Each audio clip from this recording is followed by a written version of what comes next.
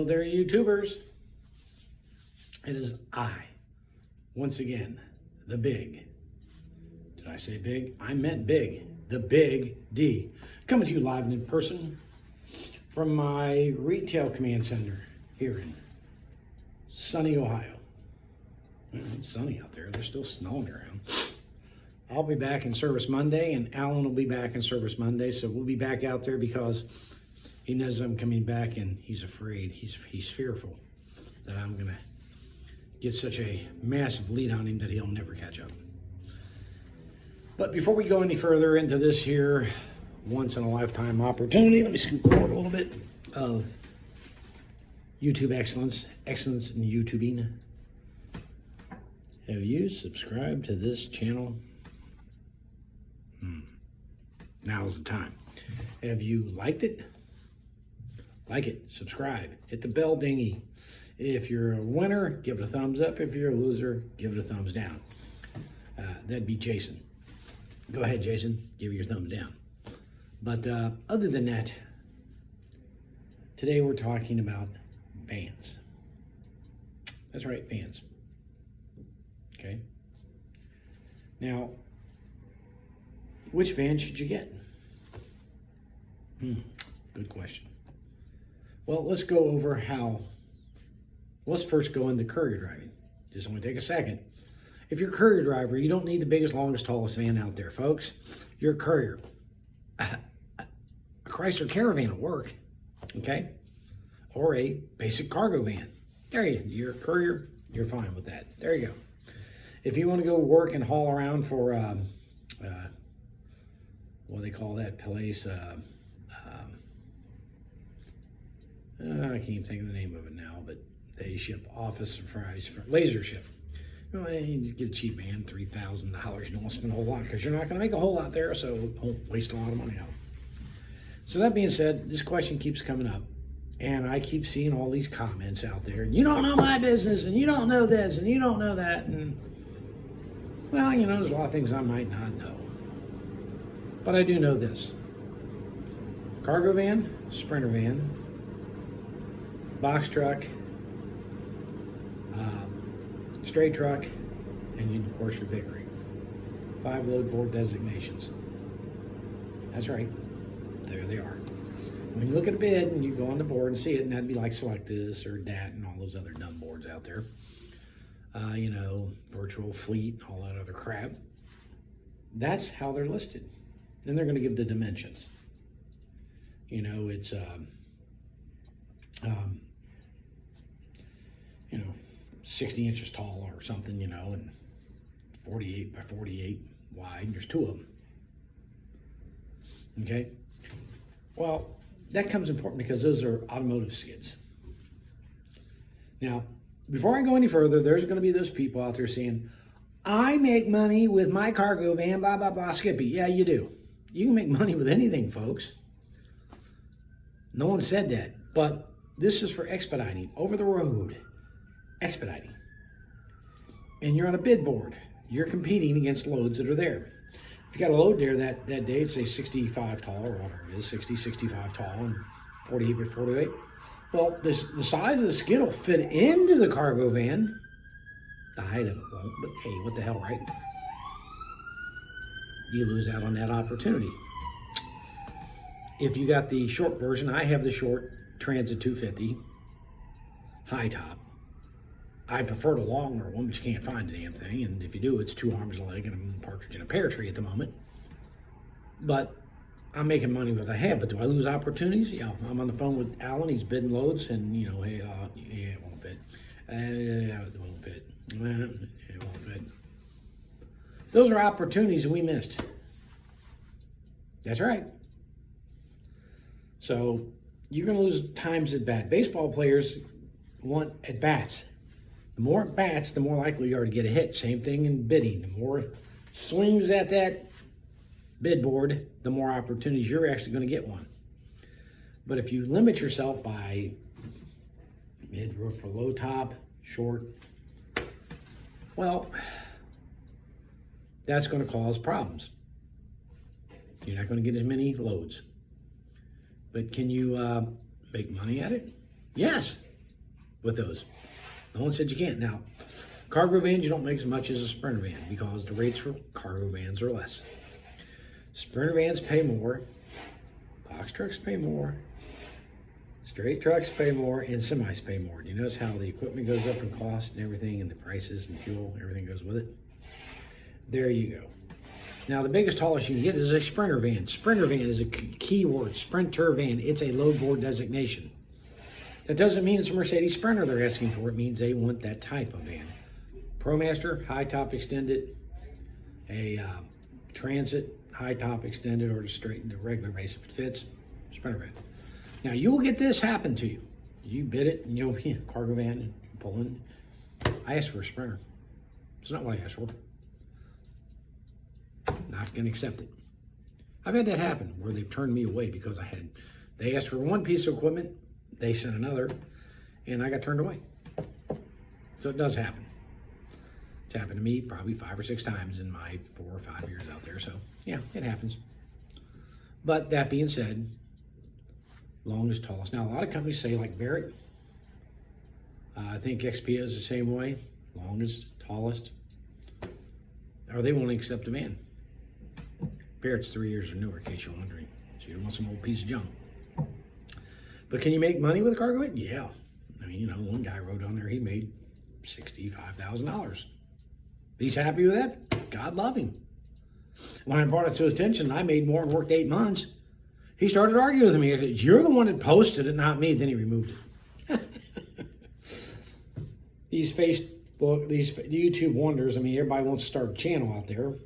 We have one, Jason, who wants to basically prove everybody wrong. Go for it.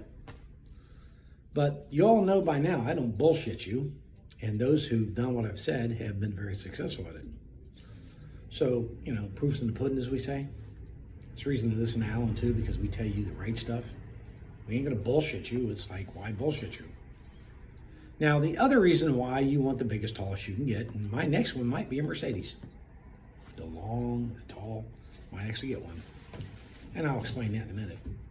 But you're living in the damn thing. You see, Expediting is over the road. Courier driving is local. So if you want to run local stuff, get yourself a cargo van, drive around and do laser ship and go broke and work your ass off and be happy. But if you're going to go over the road, you need the biggest. Why? Because you're going to have a place to sleep in there. If I get one, I'm going to make myself in that area that's extra a dedicated sleeping area. There is no way nothing will ever go in there. Be a wall put up, bed built, everything be built there. It'll hold 3 skids only.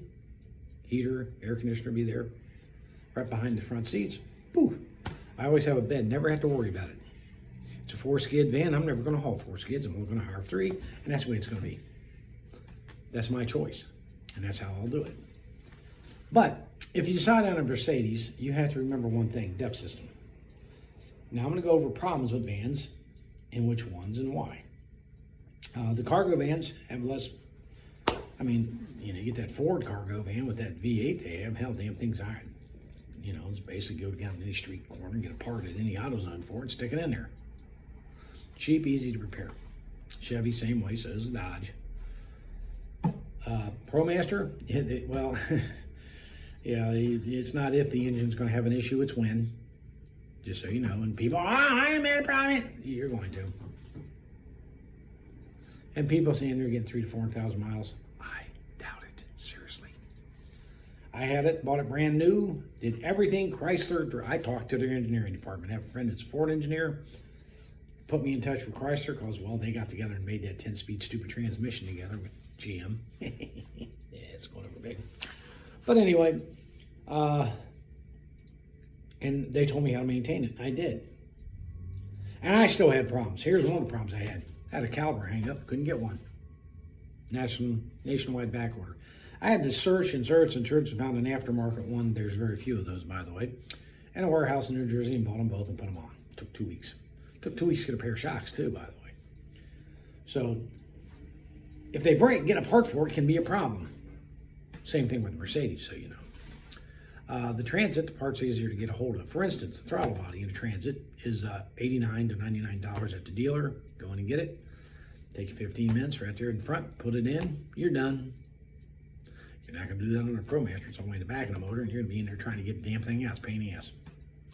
So I owned a ProMaster, bought it new. I'm not a big fan of them. Why? Well, it's got the Chrysler minivan engine and tranny in it. That's right. That's what you have. A ProMaster V6 is a Pentastar V6. Just Google Pentastar V6 top engine knock. There's all kinds of YouTube videos and stuff on it. It's a chronic problem. It's a roller rocker, and the bearings go bad, and it just starts knocking. If you don't do anything about it, it'll collapse the valve, and you'll have to pay out the wazoo. It's about a $5,000 repair to do it right. $5,000. Yeah. So just remember, when you buy that, you're going to have that problem. With the Mercedes, you're going to get the Black Death. The Black Death is here. What is the Black Death? Well, it's not some Mercedes, it's all of them that have this problem. You see, you have fuel injectors. And if you have the 5, it's got 5. You have the 6, it's got 6. You've got the 4, like in a car, you'll have 4 of these things. And it's about yay long. It's kind of like a tube like this. It's not as wide as this, but it's kind of like a tube. And at the bottom of it, it'll stick down in the center, right there, about that far down, right there, the nozzle. And on that, around that nozzle is a brass washer. Yeah, all this problem is being caused by that stupid washer. That washer lets exhaust gases blow by, they collapse, and out the side it goes. And it forms like a carbon gunk. And it comes out the top of the motor and crust up all around that injector. You haven't begun to have a problem until you have this one. But anyway, what you have to do is heat the motor up, get it running. If you can get it, if it's running, you warm it up and dig all that crust off of it, suck it out, get it off as best you can. Then you got to get one of those hammers that hits underneath the injector. After you get that bolt out, that's a star bolt. I think it's number 40. And you have to loosen that up, and you got to be careful not to break it in. If you break it, you're screwed. So I tell people, penetrating oil and carburetor carb cleaner.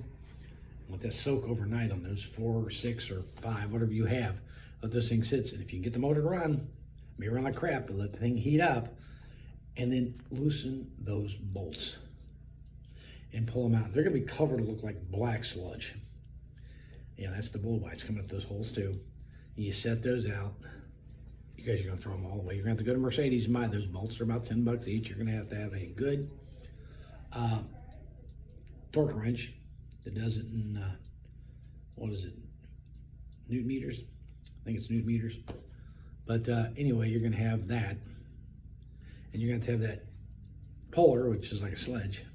And you can get Mercedes, which I'd advise you to do in case you don't want to bust one of these things.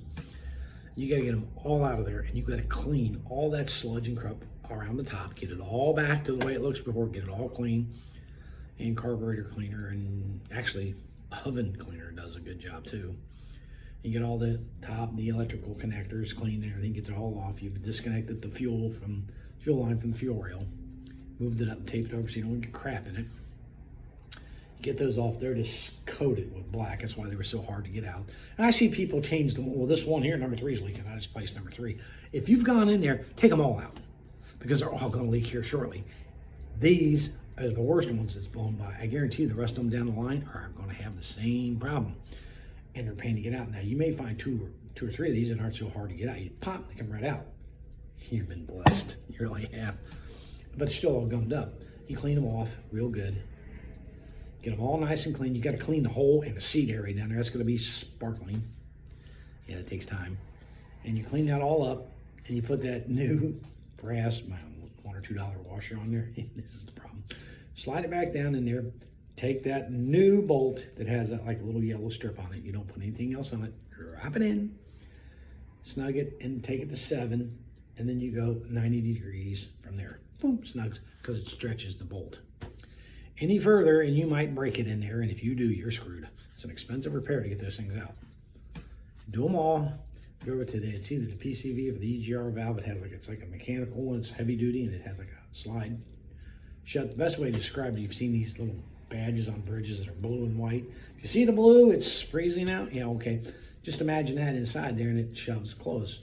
It gets so carboned up that won't allow it to close and it'll go in limp mode and you're going to take it out and fix it. They'll just replace it at a dealer. But you could just take it out and clean it and, do this ever so often. And, you may not have those problems and change the filters when you're supposed to and never let the DEF fluid go empty. So every time you stop, make sure you fill up your DEF system. Even Mercedes tells you to do this. Keep it full. So if you have the DEF system, you keep it full. And if you don't, like the 2006, 7, it's 2008 that the DEF system came into play, then you have to worry about it. You clean up those bolt holes too. Those holes got to be cleaned out too to put the new bolts in, because if you don't, you won't get them to seat down there. You got to get all that crud out. Now, an easy way to do that is buy 2 sets of those bolts, set in there and take a grinder and cut a groove through the bolt. So when you turn it down in there, that gunk goes up in the groove. You pull it out and clean out the gunk with the carpet cleaner. Drop it down in there, then pull it back out, clean it, drop it down in, pull it back out. You get the picture. It's very meticulous. But you do that, you clean that all up, put all that back together, and it should run fine. Take care of the motor. ProMaster, you're going to change the oil when it says. You're going to have issues no matter what. Transit, probably have less issues, but you're going to have issues with it too. The NV 300, I think it is, probably the best engine out there. Looks like a truck front end with a goofy top. Worst gas mileage you ever imagine, but hey. And you're only going to get 2 skids in there anyway, stacked. Kind of same as a short transit, so what's the difference? But you have more living room than those, the other one, so that's the other reference. But it's a good damn van. So you can use that too. I didn't even bring that one up, the NV from Nissan, the big one. Well, I wouldn't get the 8. I'd be sure to make sure I get 6, because the 8-cylinder is going to get horrific gas mileage. In other words, the gas mileage would be so different that you could buy a new Transit with the savings of gasoline. That's right. So pick the right equipment, but also remember you're going to live in it. I like to stand up when I put my pants on in the morning. I don't know about you, but hey, you can get your cargo van and be bent over the whole time, and then you can be happy with it. But a lot of times the skids will slide under my bunk, which I'm going to raise it too. I'm going to build another stack of a header, put on top of the thing and reattach the top and raise it up. So I got more room to scoot under. And then I'll be able to scoop more stuff. And I haven't lost a bed yet since I've been out there. It's going to happen, but it hasn't happened yet. So this is Big D saying, buy the right equipment. Understand why you're buying it. Then set it up correctly, because you're going to live in it. And understand the issues you're going to have with these vans. Make the right choice, which is best for you. You don't have to listen to me. I'm just telling you the issues that I've known about. There could be more issues I don't know about them, but hey, I can tell you what I know about what I do. Until next time, let's go make some of these.